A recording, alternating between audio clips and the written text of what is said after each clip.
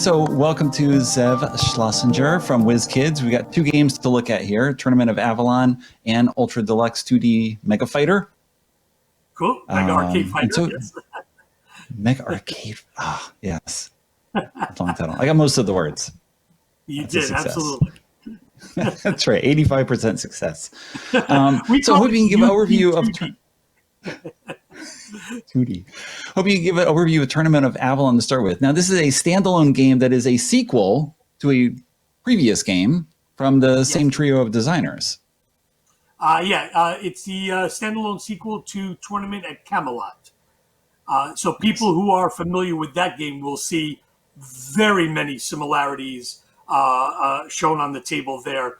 The types of cards, the companions, the protagonists, the weapon cards. So there's a lot of similarity to that. Okay, so what are we trying to do in the game? What back at the times of Camelot? So like Camelot, it's a trick.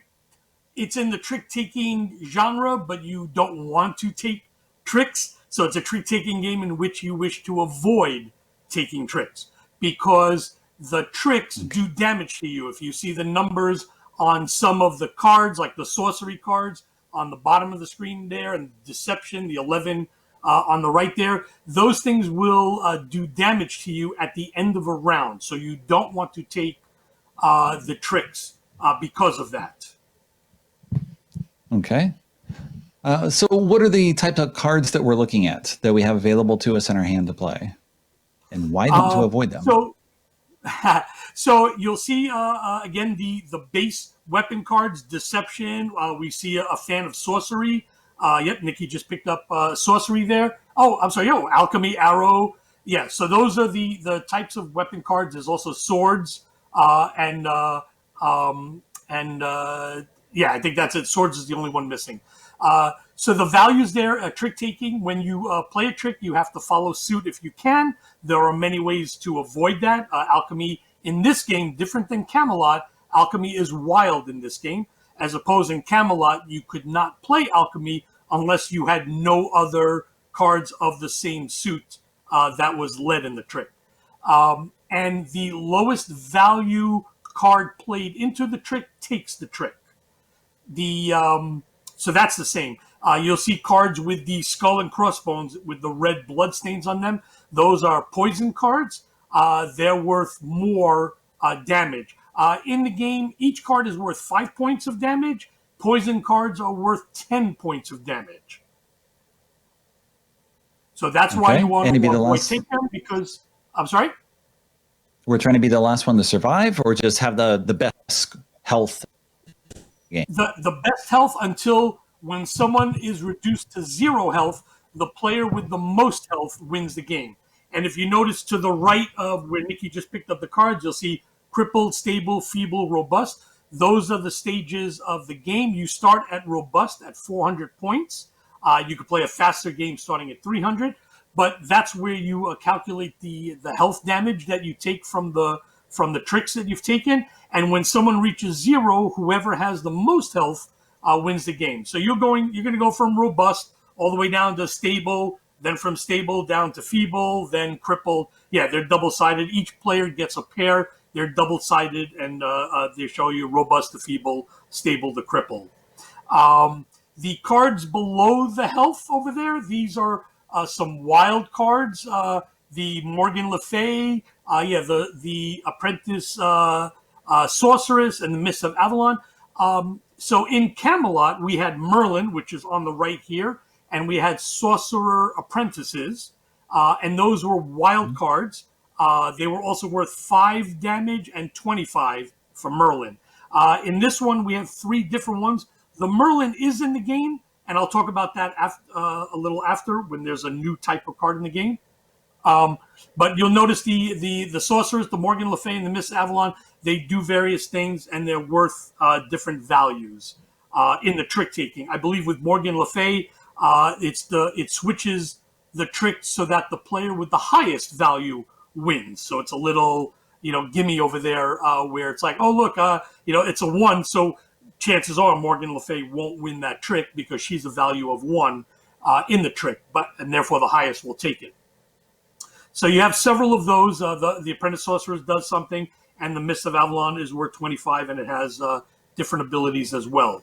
But in a way, they're still special cards. You can play them at any time as your place into the trick.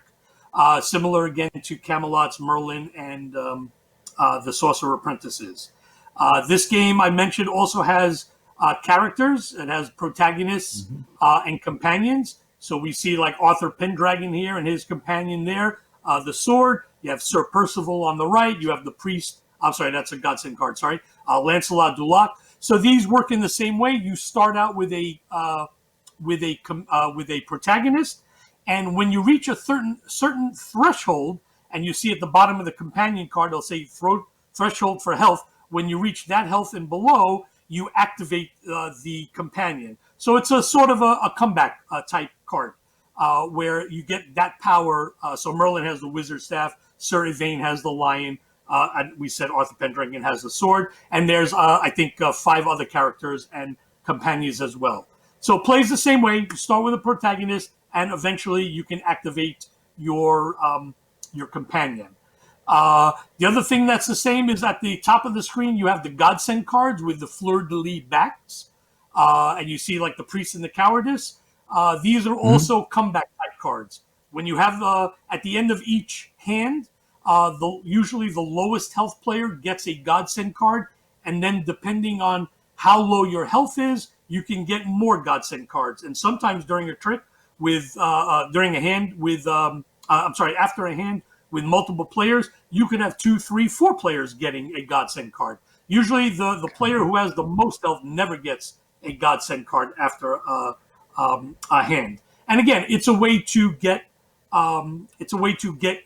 yourself back in the game. Sometimes it gives you health. Sometimes it affects the person with the most health. They'll lose health. Sometimes it allows you to switch out a card. It could change values of cards, and so on. So there's a good mix of them. And you can put these in a Camelot game. So you can use this Godsend deck with Camelot. You could shuffle this Godsend deck with Camelot any way you want. So that's and mix the characters as you wish.